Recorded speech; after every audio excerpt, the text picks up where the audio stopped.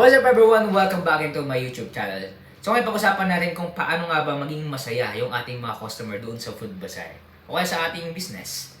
Okay ko, kung bago pa lang sa ating YouTube channel, please subscribe, notification bell para updated po kayo sa ating mga bagong vlog na i-upload in the future. At the same time, kapag na-reach po natin yung 100 subscriber, ay magpapag-giveaway po tayo, okay, in the future, after this 2025.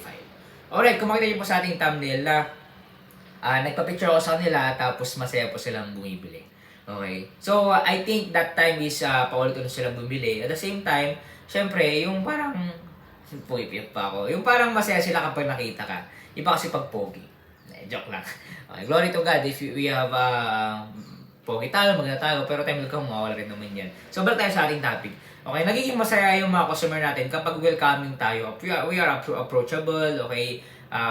We are thankful kapag bumibili sila. Tapos, na-appreciate nila yung kanilang binibili sa inyo na produkto.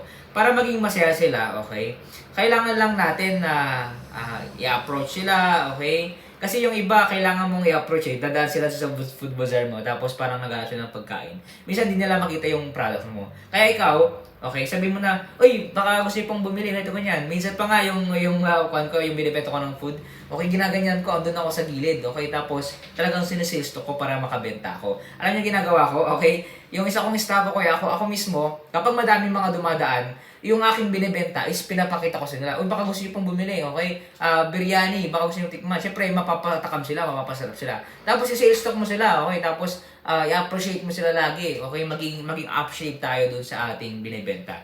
Okay? Especially dun sa ating pwesto, dun sa Food Bazaar. Ganun lang naman. At bago tayo matapos sa ating vlog, okay, may tayo binibentang libro. Kung sino mong bumili ng ating libro, Negosyo Reality, medyo mahal lang po ito, pero worth it. Kasi pwede nyo po makita o mababasa kung bakit mahal mo nga po itong libro na ito. Okay, click nyo lang po yung aming Facebook page official link doon sa description. Click nyo lang po, message lang po kayo, tapos i-deliver pa namin agad. Salamat po sa inyong panonood and God bless!